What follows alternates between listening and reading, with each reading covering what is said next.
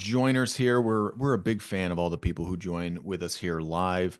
That's one of the things I actually really enjoy about getting to do this every couple of weeks with you guys is not only do we get to have great conversations with people doing great work, but we get to really have a group conversation. We get to actually talk to people live, work this out.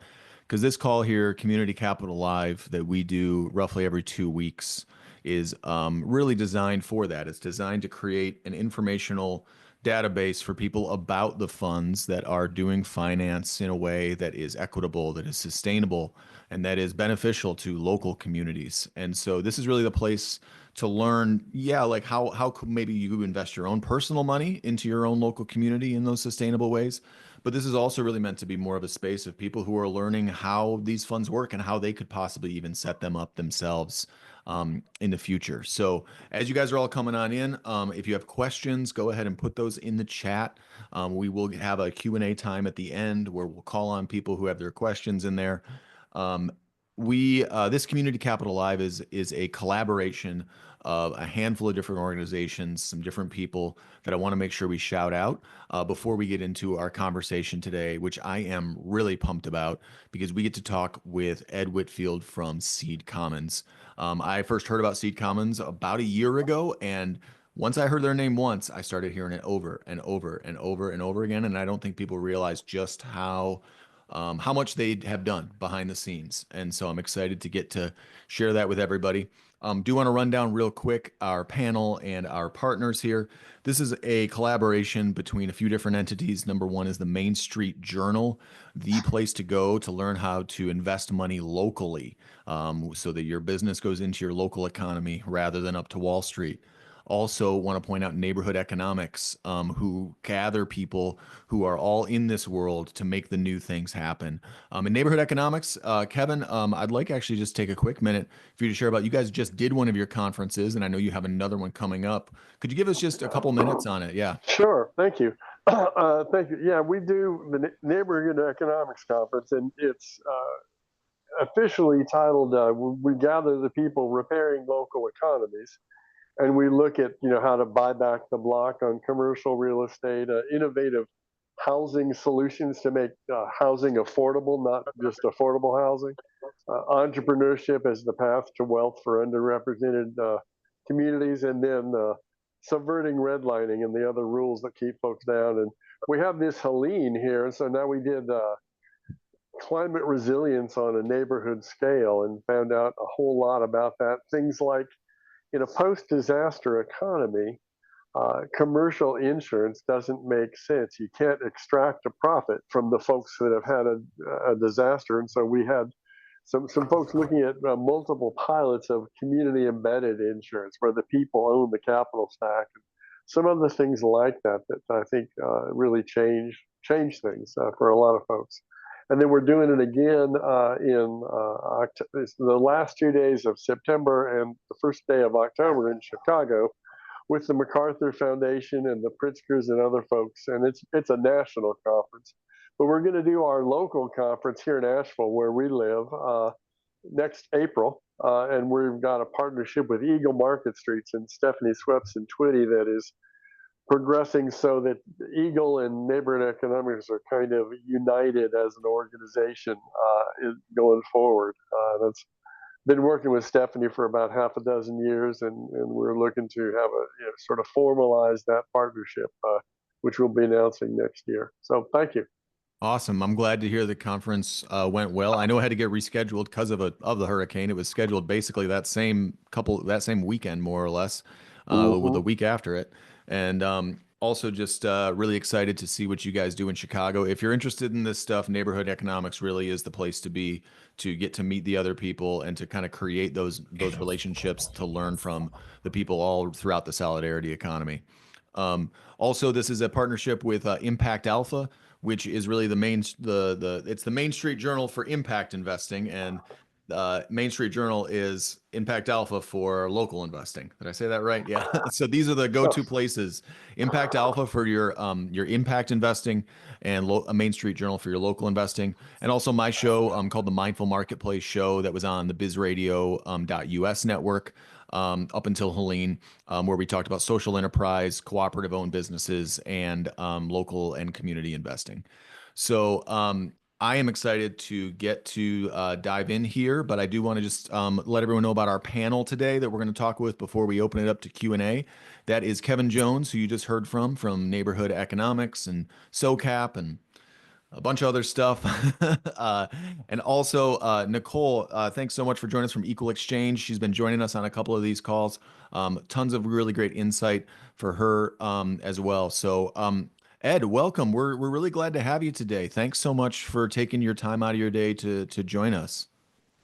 Uh, Thank you for having me. I really do appreciate Main Street Journal and Neighborhood Economics for inviting me here. Yeah, we're really glad to have you here. Like I said, I've been hearing Seed Commons come up a lot, and so I guess first I'd kind of like to set the frame because I know that Seed Commons frames itself as a financial cooperative that reclaims finance as a tool for justice. I'm wondering if we can kind of start there, and if you could share with me what reclaiming finance means to you at a personal level and how it plays out in Seed Commons.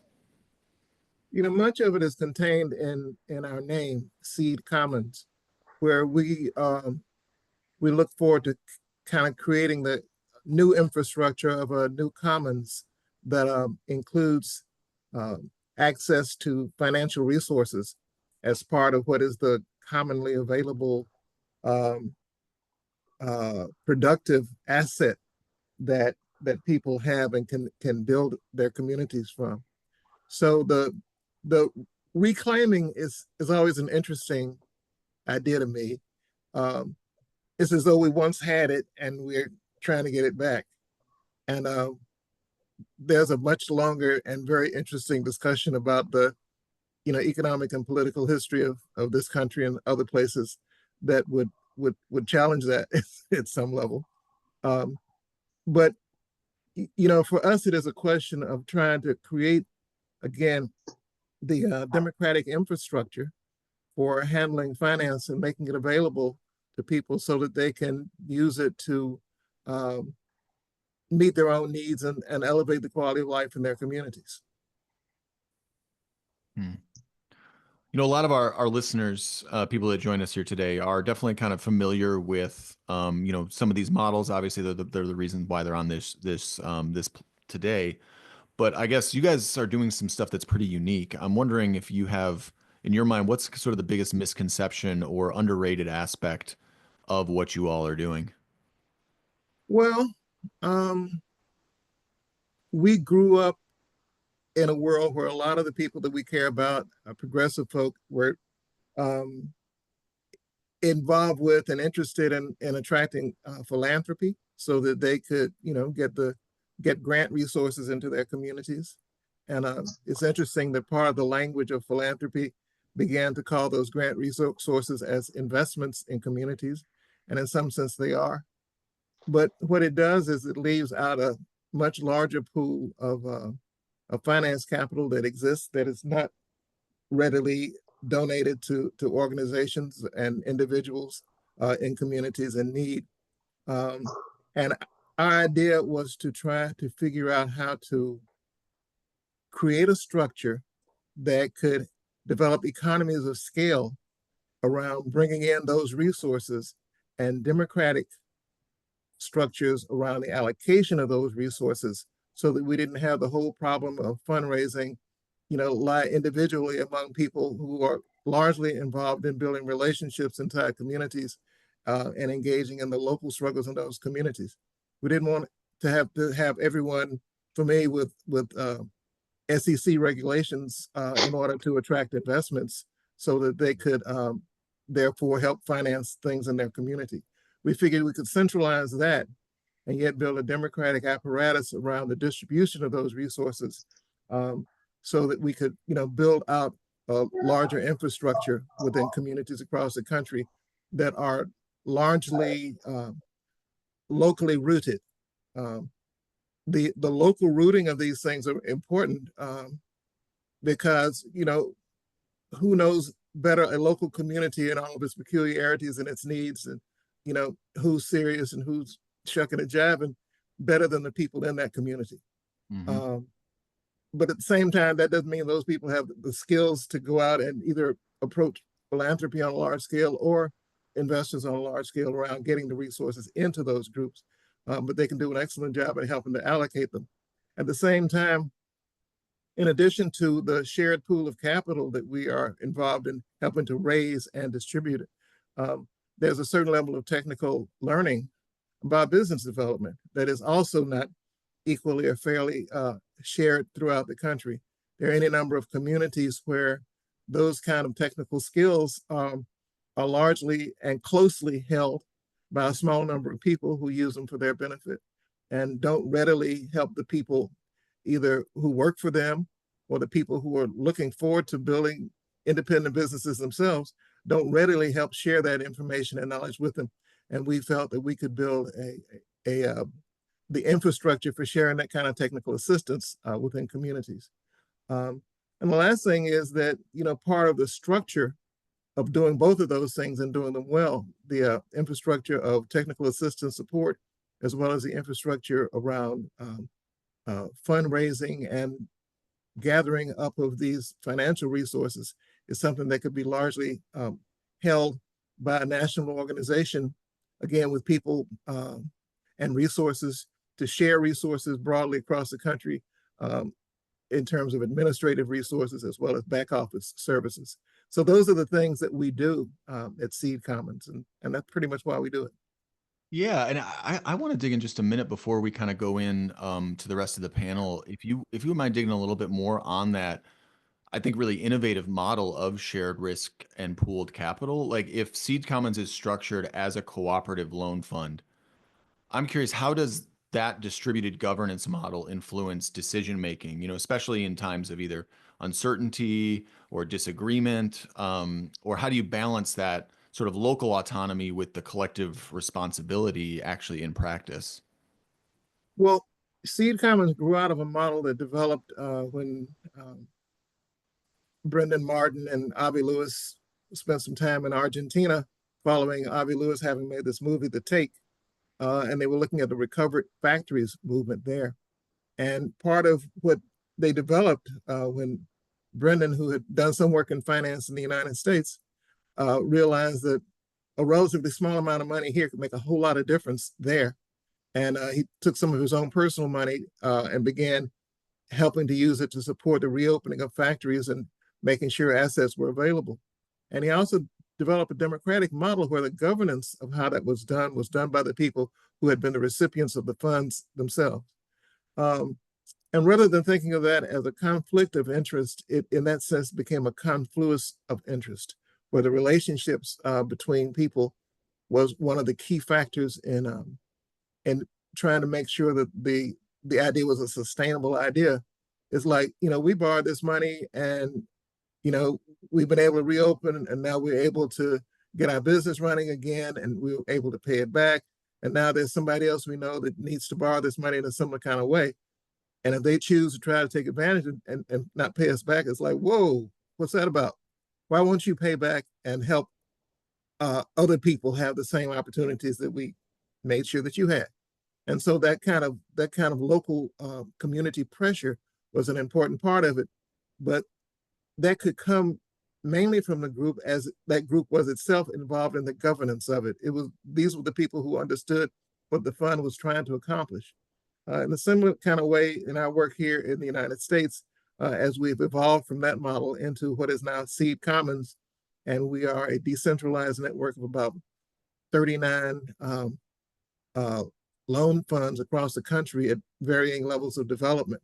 Um, that the full members of that group, those who have made loans and those loans are in repayment, make up the governing body that is the highest body within the organization. It is that body that uh, a large piece of that body sits on what is called a sustainability committee that weekly, between 1 and 2 times a week, depending on need, it engages in actual vetting loans, sitting through, looking at loan memos, offering suggestions to the people that are bringing the loan and business ideas forward, offering assistance in necessary business pivots as people run into blind ends and walls of difference and difficulty in the course of their work.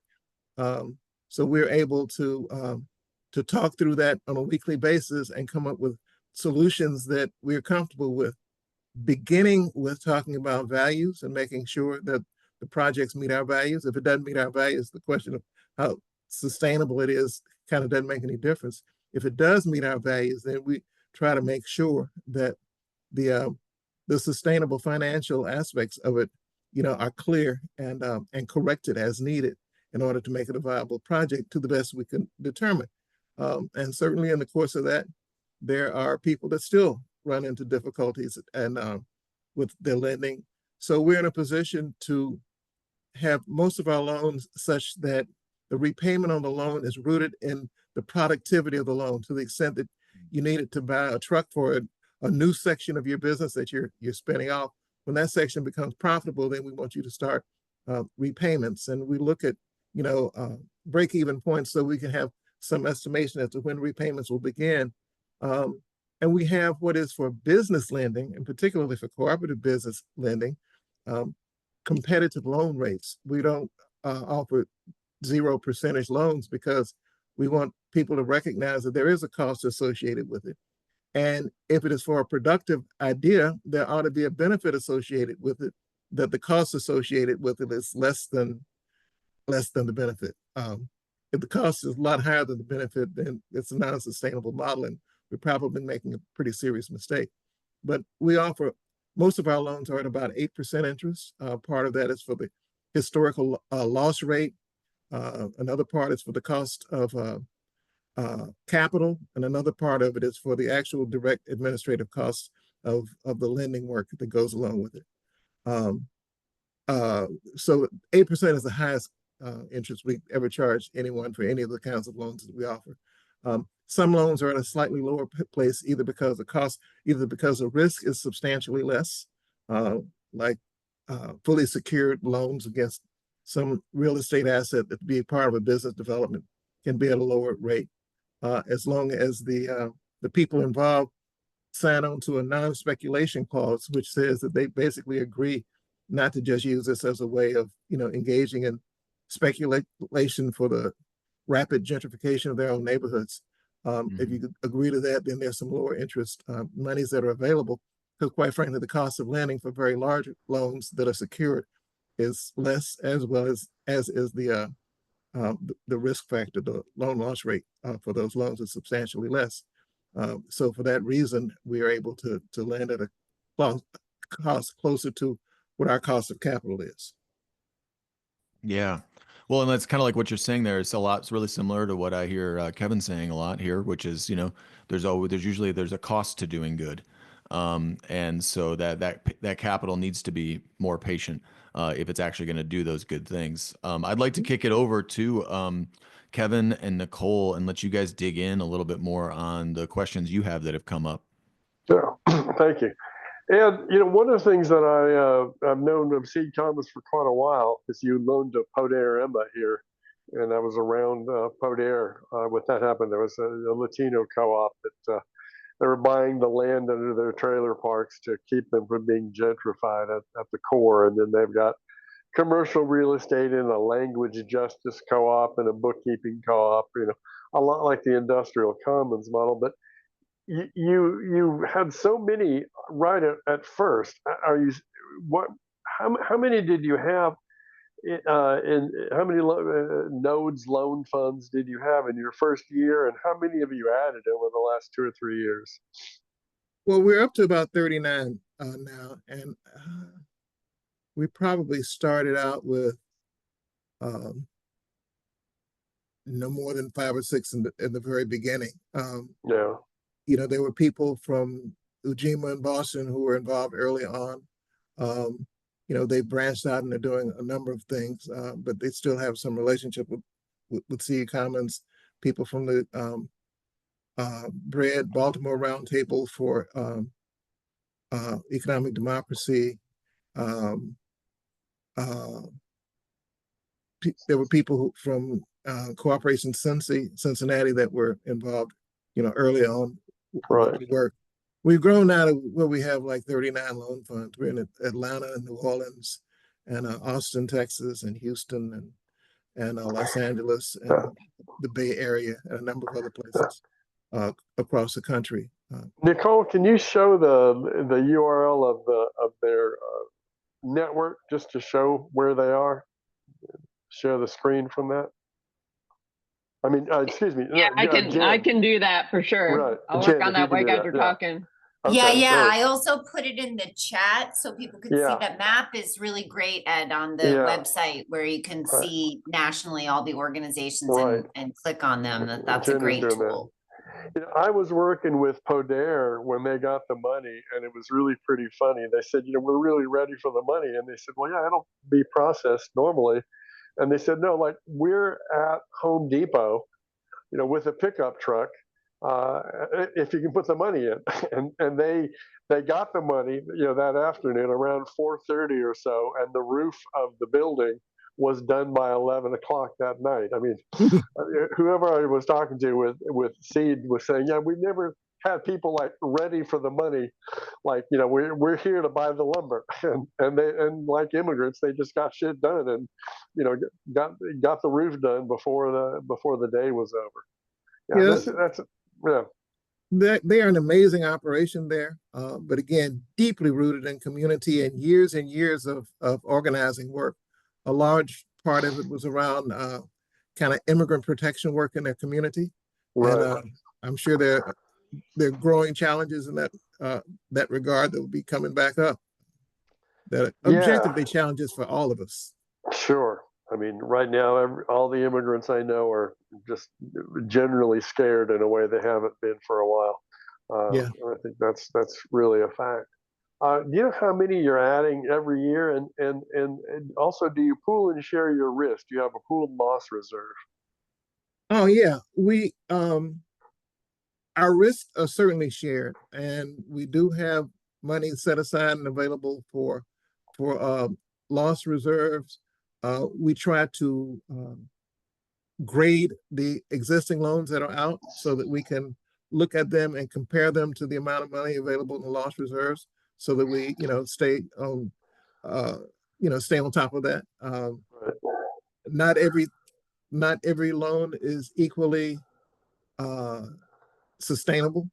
And so we want to make space to be able to, as any other enterprises are in this economy, sometimes make some mistakes with the hope that we're able to correct those mistakes and move on.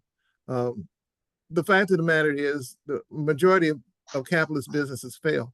The number of cooperative businesses that fail is somewhat smaller than that, but it's not zero. And we do have to cover for those losses so that we're not incurring large losses for the potential investors or going out of solvency ourselves and doing our work.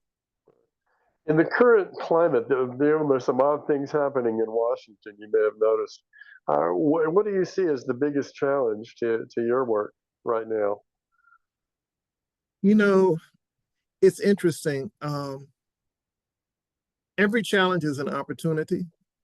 So, on my better, more insightful days, I like to think of how this has made an opportunity where the work we're doing in creating models of economic democracy, creating schools for democracy in terms of the organizational structures that are built that involve people in making decisions about their own lives, are part of the infrastructure that's going to be necessary when we have passed through this period. So first of all, I have absolute faith that we will pass through this period. I don't know exactly how long it will take. None of us do, or the losses that will be incurred during it. But on the other side of it, unless we have models that we are building now, then we will be muddled down in just the rapid repetition of this situation as new crises emerge. There have been attacks on the CDFI fund. That is, we are, Seed Commons is a CDFI, and that's under attack. There have been resources that were set aside and pretty much guaranteed to be available under the Inflation Reduction Act that have been frozen and have not been unfrozen yet. There have been kind of broad scale ideological attacks on working in marginalized communities, um, along people's language of, I mean, the current form of the attack is on DEI. A few years ago, it was on critical race theory. Once upon a time, it was on affirmative action. So, what is getting attacked shifts around. Our work in marginalized communities has never been simply about race. Like, we don't have any need to help Oprah Winfrey get a loan for starting a new television channel, but she's a Black woman, and we respect that. But that's not our target audience. There are probably some coal miners in Kentucky or West Virginia that could be, and sometimes there's some things that we have done in Rust Belt regions that reflect that. So we're not simply vulnerable to attacks, but the broad scale attack, which is around a certain mean spiritedness, is something that damages and dampens, all of our work. Nicole, let me pass it over to you. Nicole was a viewer who asked such good questions that now she's on stage with us for regularly. Careful for all the people in the audience. That could happen to you. Just kidding. Just kidding. It's always an honor to be here, and I have learned so much from this series. It really is a huge resource, especially if we remind ourselves that the idea here is sharing ideas to spread community capital and to take the ideas of people who are working in the field and try to, see where they can be replicated. So I guess with that in mind, Ed, like, how did the fund get started? How did you get the initial money for the Seed Commons to start these loans? And second question, what is the riskier? I hear you on co-ops being sometimes conservative. Equal exchange could be in that camp, and risk averse where investment is concerned. So what has been one of the riskier loans that you've made, and maybe if you could tell us a little story about that. A loan we made years ago that was risky and we ultimately didn't get out of it was with the RCC grocery store in Greensboro, North Carolina. And, it's easy to talk about that because I was very close to it and closely aligned with it. And so I'm not embarrassing anybody else for that work. But, myself and dear friends of mine. That was something where we just couldn't get past the fact that we had negative margins that were not growing smaller. So someone said, well, how much longer do you need the money for before you become productive? I said, with increasing losses forever and ever, because, things haven't turned around and we weren't able to develop a plan for turning them around. So some things don't work. But as we know, there are challenges and retrenchment in the whole grocery industry countrywide right now, which makes that something very, very difficult for business development. And how we grew in terms of the initial money, early on, Brendan Martin did a lot of fundraising among friends, people that he knew. Some of them were in tech fields, some of them were other investors. He began working closely with Marnie and I, who were at the Fund for Democratic Communities. We developed a project called Shake the Foundations, along with the Climate Justice Alliance and some others, to try to channel money out of philanthropy that was invested in dirty industries and rechannel them into community development efforts along the lines of cooperative development in particular, so that we had some relationships that Marnie was instrumental in helping to develop, working closely with Brendan. And then we were able to reach out over time through the relationship building and people getting to know us to a broader set of people in both philanthropy, some of whom were able to make program-related investments, sometimes of the main corpus of their money, sometimes money that was set aside as PRI, as uh, directly as PRIs, which are treated almost like grants, and not expected to be repaid. So, and then at the point when we became a CDFI, some of the resources came from the Treasury, CDFI resources, but also we developed relationships with investment advisors across the country who began to share our name and our work with people who were looking for places to put their money that was aligned with the values that they shared with us. Really helpful. I mean, also considering as you have a national reach, as you're, I'm assuming part of that is as you're doing loans in different areas, you're building, relationships there, maybe also with funders or philanthropy or foundations as well as local businesses. Has that followed? Yeah, sometimes we're able to build relationships in an area that lead toward those resources or investors being attracted to the national fund.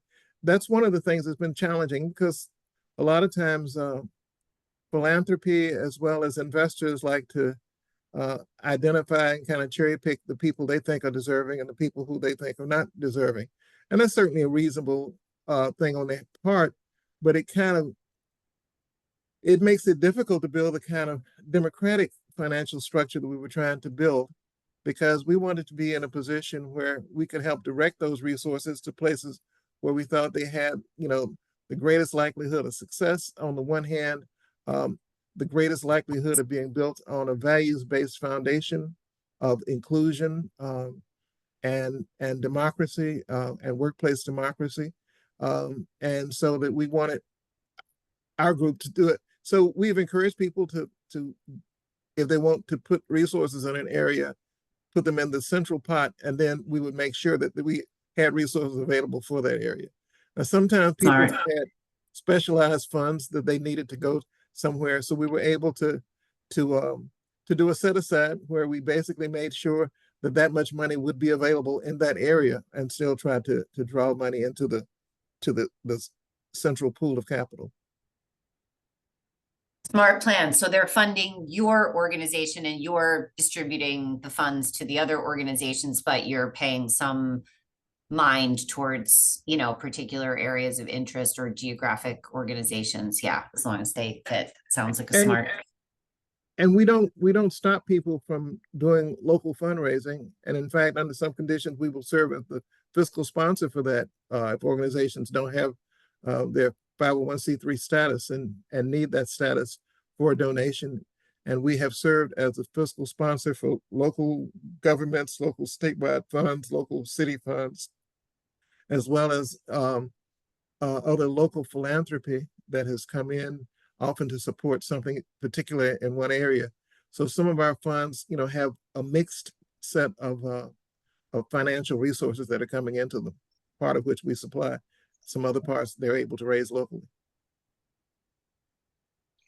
And how much, what's the return you offer investors, and how small an amount can you invest?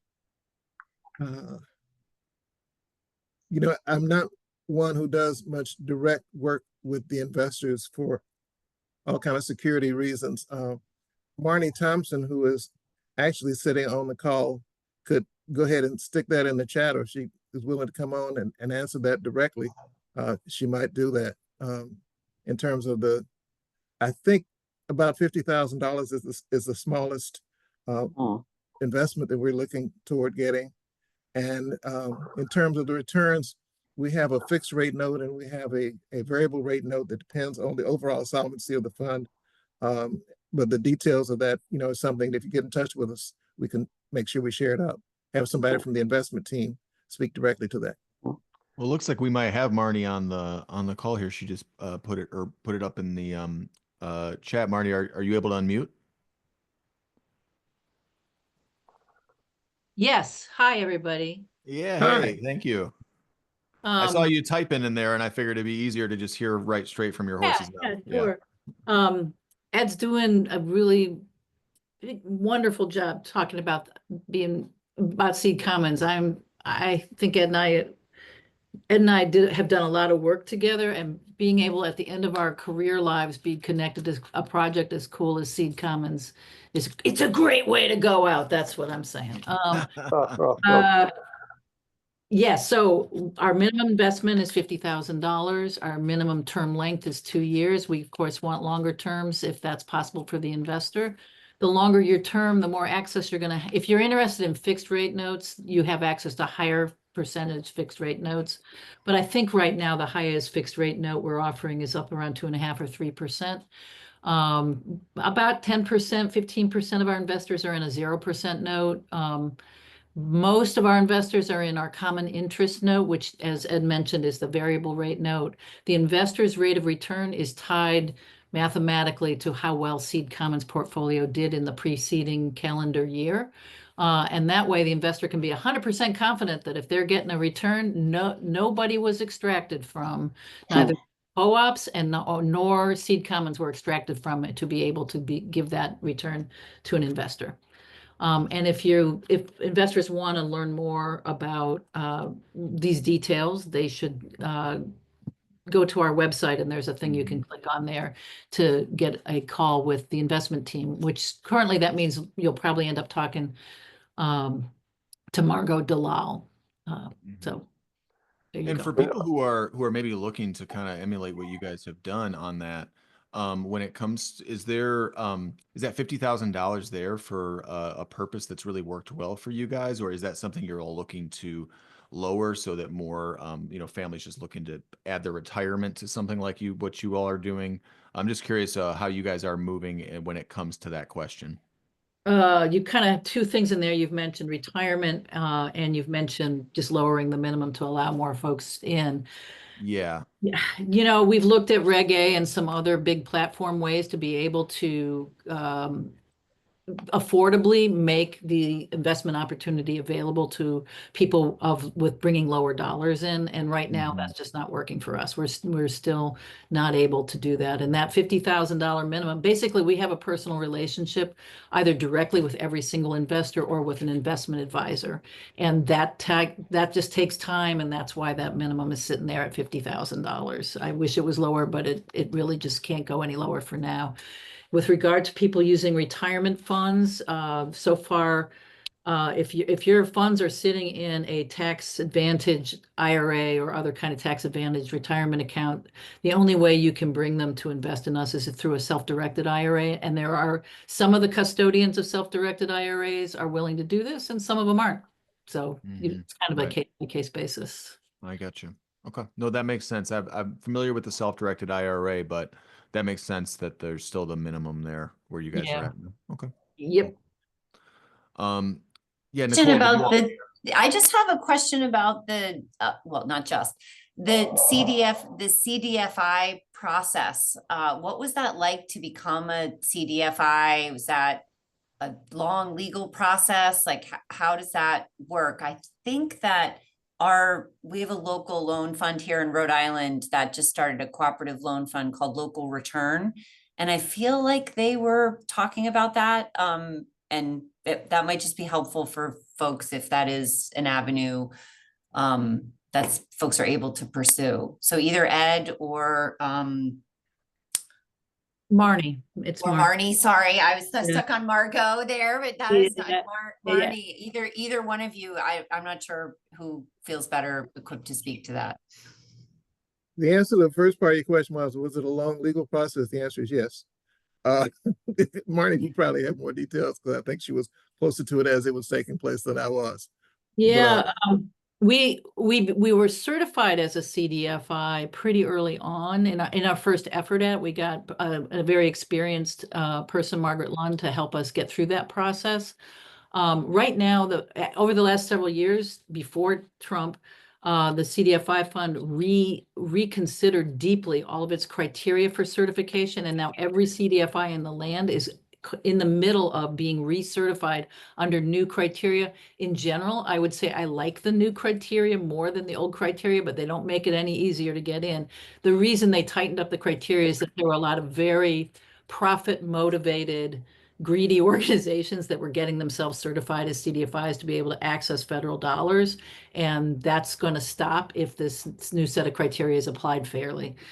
So getting initially certified, yes, it's a piece of work. You should pay a professional to help you succeed at it. The fate of the CDFI fund and within the U.S. Treasury Department is kind of up in the air right now. Although of all the things that are under attack right now, it is not the most vulnerable by a long shot because there's bipartisan support there's a sort of pull yourself up by your bootstraps ideology associated with the CDFI that Republicans and Democrats both like. So I don't think that's in the crosshairs. The whole program isn't going to go away, I don't think, in anytime soon. I will say this, we were certified the first year we tried. We never won a single CDFI dollar after, and that when you first get in, it's pretty easy to get, or was back in the day, to get a $50,000 sort of startup grant to help you get going. And then after that, we never won. We applied year after year after year for the standard CDFI allocations, and we did not win until our third or fourth time out. It is really competitive, and we don't depend mostly on the CDFI grants to do our work. It's nice to get these dollars. They're highly regulated dollars. You got to use them in particular ways. But after, I think, a period of 4 or 5 years, they become your dollars. And then you don't have to report on them anymore. So that's nice. It's tough. It's really tough. And it's unclear how much is going to be made available in the next, over the Trump years, how many dollars are going to be available for that, those grant dollars. In addition to having access to the U.S. Treasury funds labeled as the CDFI funds, and so in a good year, we're going to get below $1 million, even though we may ask for $3 million or something like that from the CDFI fund. But in addition to the dollars you might be able to access if you are successful, is just being able to tell potential investors that we are a U.S. certified CDFI. That makes a difference to many investors. So there are definitely reasons to do it. Yeah, the due diligence process, I sat through a number of the meetings, when we were going through our due diligence process with the CDFI fund and with OFN. OFN is a national kind of network that helps to allocate and share out some grants that are associated with CDFIs. It's kind of a trade organization. The CDFI is national. And they're very thorough. They were very thorough. They were very serious. And so certainly to have gone through that process would put us in much better position as related to investors. Yeah, it seemed like it's also a network where you're, meeting other institutions and able to share information, which is maybe particular to that group. Yep. They engage in a certain level of trainings and such. And they were once part of the grantee of the Inflation Reduction Act monies, which have been frozen. Yeah. Encouraging, though, to hear Marnie say that there is bipartisan support for this. Doesn't seem there's that many issues where that's the case. So yeah, but they're scared. I hear you. They are good and scared. Yeah. And so we might support it. We're scared. Anyway. Well, Joel, let's check and see if we have questions from the folks watching. Yeah, I didn't see any come in yet, but if anyone has them, take a moment to pipe up now, and I'd love to get the audience questions here for Ed for Seed Commons. If we don't have any to come in, I mean, I think we honestly what Nicole, what you were asking, and Kevin, what you were asking, I feel like there was a really good coverage, especially we got to talk about the investors side, the impact. I guess I did have a question on the impact side a little bit. I'm wondering if just kind of as we're kind of wrapping up the whole thing here, if you have an example of what you feel like is the most powerful example, maybe, or one that sticks out to you of solidarity between borrowers or between local funds that you've witnessed in the over your time here. You all already had Andrea on, as I saw one of your earlier podcasts when Andrea was here. So Porter is often somebody that we share with other people because it's such an impressive story. But in a similar kind of way, Brett in Baltimore has a legacy of cooperatives that they've helped in the whole cooperative ecosystem. they have done cooperative work so long as related to their kind of flagship co-op and work co-op in the Baltimore area, which is Red Emma's.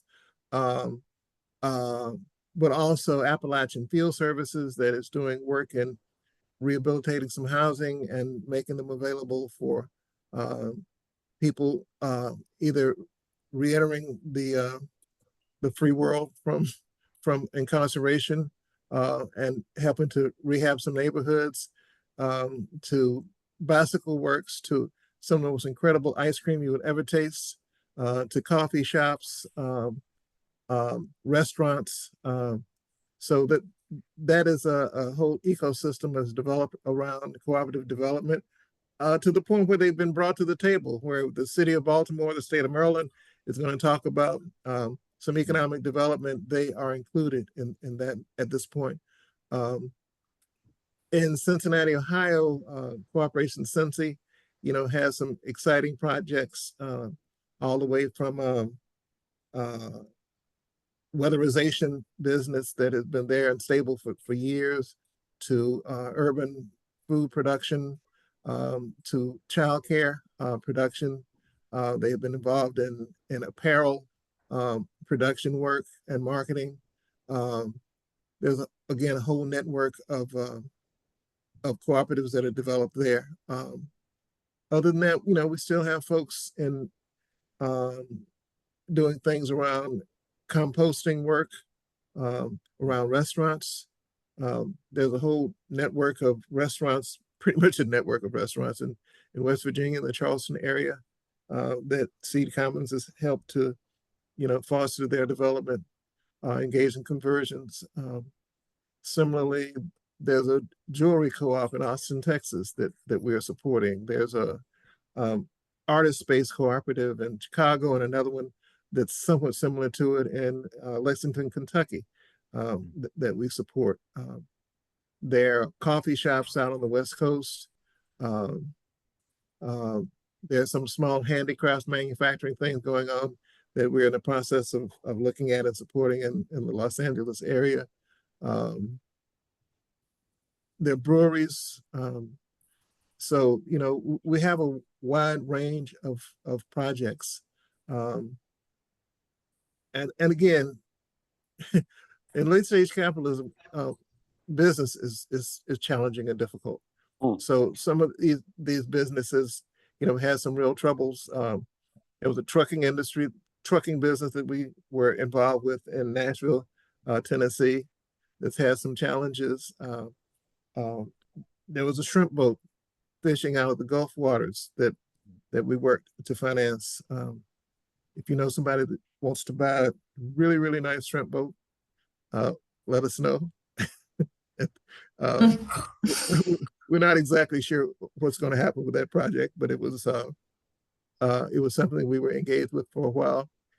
And the bottom fell out of the shrimp market. The shrimp was selling at the lowest that it had it ever in recent years. Right around at the same time, some storms were coming through and tearing up ships. So, again, the work is challenging and it's difficult. We have, again, not lost any money to investors who've come in. We've had loan loss reserves sufficient to handle for the losses that we have had. And we have enough exciting projects coming in to keep us, busy in terms of looking at and adjusting and moving forward with more projects.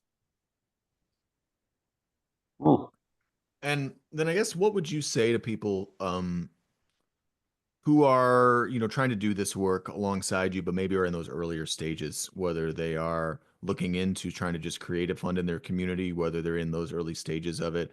It seems like, I feel like you guys, from your perspective, have gleaned a lot of experience and there's a lot of wisdom there. What words would you give to your kind of comrades in this fight for a more equitable and more solidarity economy?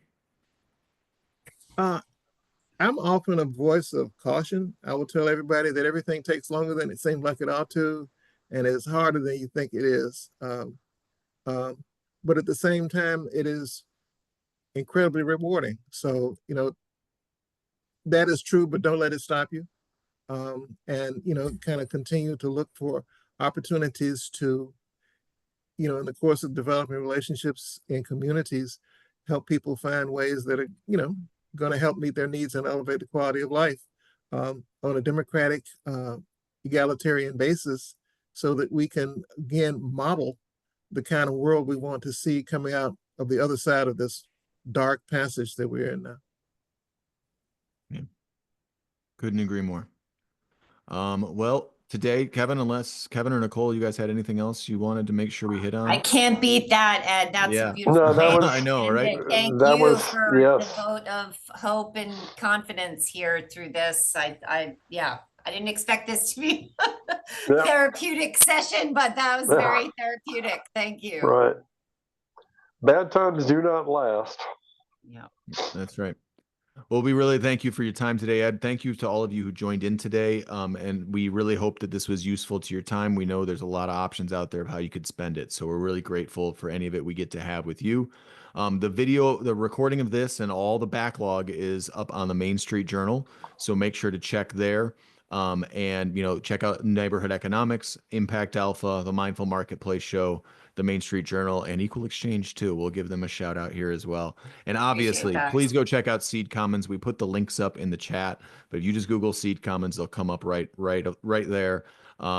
Ed, thank you so much for your time. And until next time, everybody, we'll be back in a couple of weeks with another fund that we're excited about. And until then, remember, we are each other. Thank you Thank very you. much for having me here. Thanks, everyone. Thanks, Ed. Thanks, Thanks, Ed. Marnie. Thank Bye. you. Thanks, Joel. Nicole. Okay. See you later, Bye bye. Kevin. Bye bye. That was good, guys. Okay. We're done. Talk to you soon, Kevin. Yep.